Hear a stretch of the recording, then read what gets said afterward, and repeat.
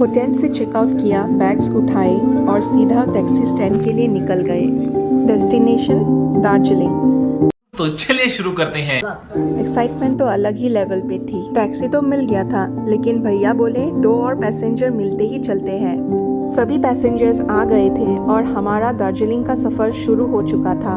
And the road trip is on. Breakfast के लिए एक जगह पे रुके और व्यू देखकर मन ही खुश हो गया। चाय, नाश्ता और माउंटेन्स, और क्या चाहिए रोड ट्रिप में। गैंगटॉक से दार्जिलिंग तक का रास्ता, हर मोड़, हर नज़ारा एक नई कहानी लेकर आया। दिल में एक्साइटमेंट थी और आंखों के सामने खुली थी नेचर की एक अद्भुत किताब। कभी लोकल गांव दिखते तो कभी ऊंचाइयों में छुपी हुई शांति महसूस होती। टैक्सी का म्यूजिक, हवा का ठंडा झोंका और दिल में बस एक feeling, Darjeeling is calling. A few moments later. ये रास्ते खामोश थे, लेकिन हर नज़ारा कुछ कह रहा था। Guys, look at the view. मतलब ऐसा लग रहा था जैसे 3D पोस्टकार्ड में बैठ के ट्रैवल कर रहे हो। कहीं भी कैमरा घुमाओ, बस एक परफेक्ट शॉट मिल रहा था। टैक्सी में बैठे बैठे अचानक दिख गया वो ग्रीन कारपेट। जी हाँ, टी गार्डन्स।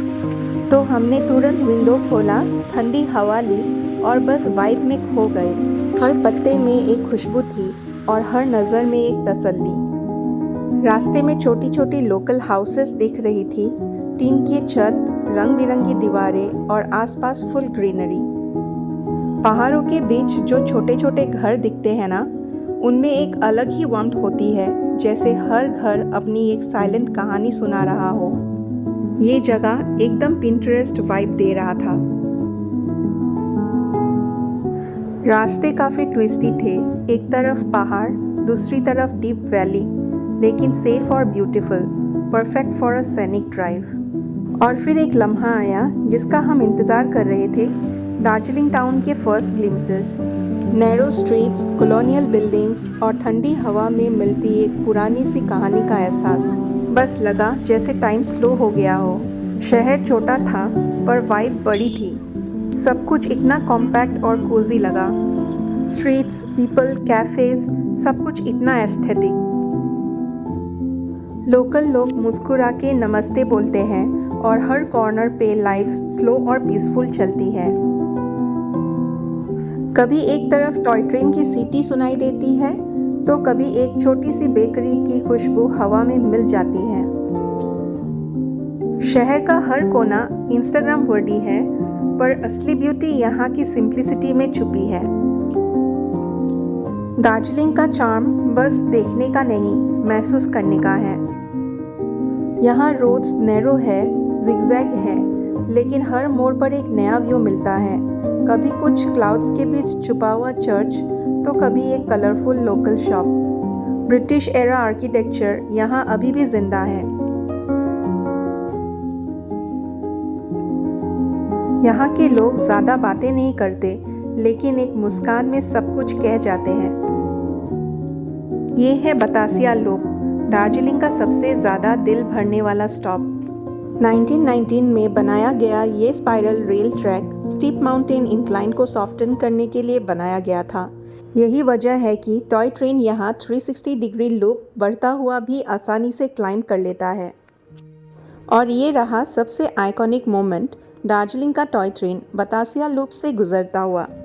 ट्रेन यहाँ एक पूरा 360 टर्न लेती है, एक ब्रेथ टेकिंग व्यू के साथ। आप देखिए कैसे ये छोटी सी ट्रेन पहाड़ों के बीच लश ग्रीन गार्डन्स के अराउंड गोल चक्कर में घूमती है, जैसे एक सिनेमैटिक सीन चल रहा हो। ट्रेन का हॉर्न, थोड़ी सी वाइब्रेशन और लोगों की खुशी, सब मिलके बना देते हैं एक यादगार पल। इस गोल घूमती ट्रैक पे चलना जैसे किसी पुरानी याद के बीच से गुजरना हो। दोनों तरफ फूलों से सजा गार्डन, ठंडी हवा और एक अजीब सी शांति। ये है दार्जिलिंग का सबसे पुराना और शांत जगह, घूम मोनेस्ट्री। यहाँ आते ही हवा का लहजा बदल जाता है, सब कुछ स्लो, साइलेंट और स्पिरिचुअल लगता है। छोटी सी जगह लेकिन वाइब्रेशंस इतनी स्ट्रॉन्ग कि दिल शांत हो जाता है। और एकदम से सामने से आती है वो बचपन वाली आवाज़, टॉय ट्रेन की सीटी। ना कोई प्लेटफॉर्म, ना कोई डिस्टेंस, बस एक हाथ दूरी पे गुजरता है पूरा का पूरा ट्रेन। क्या ही एक्सपीरियंस है जब ट्रेन सड़क के बिल्कुल पास से निकलती है। ये है सेंट जोसेफ स्कूल, जहाँ बॉलीवुड मूवी यारिया 2 का शूटिंग हुआ था।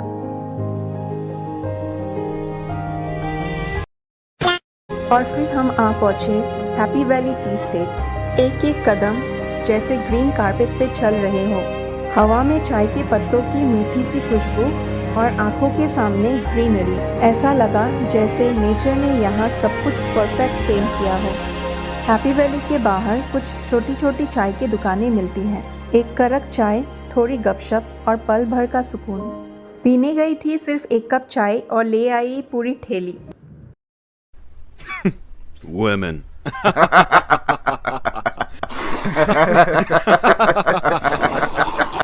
और ये है दार्जिलिंग की दिल, चौरास्ता।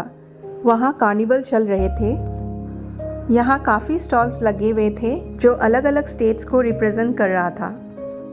एथनिक वेयर, ज्वेलरी, स्पाइसेस, सब कुछ था यहाँ।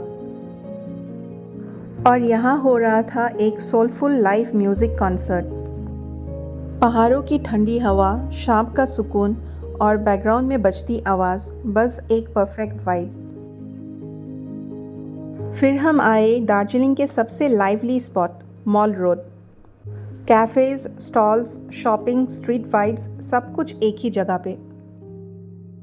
लोग वॉक करते हुए व्यूज़ एंजॉय कर रहे होते हैं और बैकग्राउंड में कहीं से गिटार बज रहा होता है।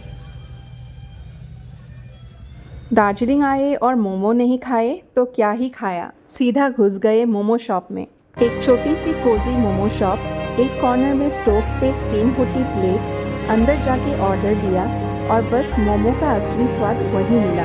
ऐसा मोमो पहले मैंने लाइफ में कभी नहीं खाया।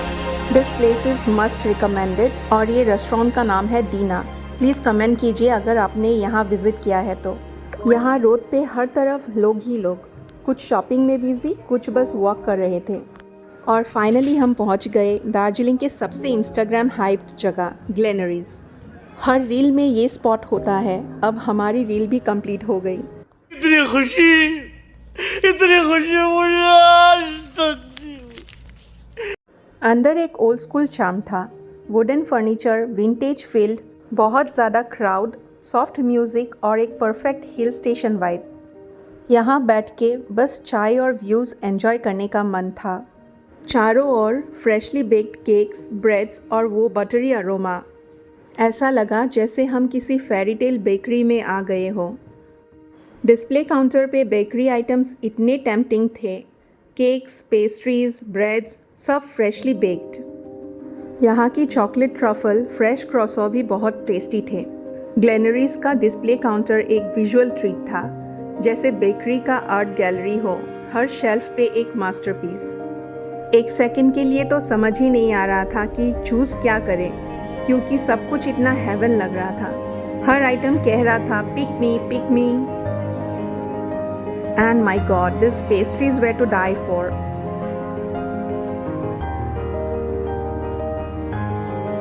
और यहाँ पे हैंडमेड चॉकलेट्स का भी ट्रेजर था।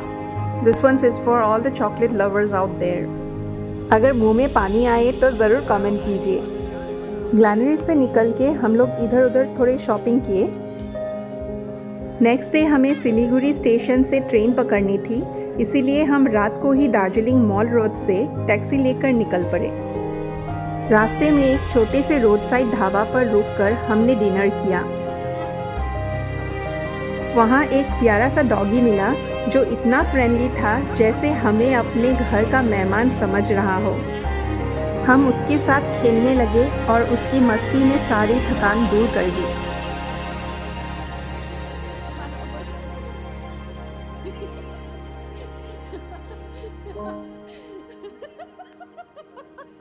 और फाइनली हम लोग पहुंच गए सिलीगुड़ी स्टेशन। और इस तरह ख़त्म हुआ हमारा दार्जिलिंग का सफ़र। लेकिन कहानी यहाँ ख़त्म नहीं होती। अगला डेस्टिनेशन, अगला एडवेंचर बस शुरू होने वाला है। और एक बात guys, please do subscribe to my channel. आपके सब्सक्राइब करने पे मुझे और मोटिवेशन मिलेगा ऐसे कई व्लॉग्स लेके आने के लिए। जल्दी मिलते हैं नेक्स्ट व्लॉग पे। Thank you, bye bye.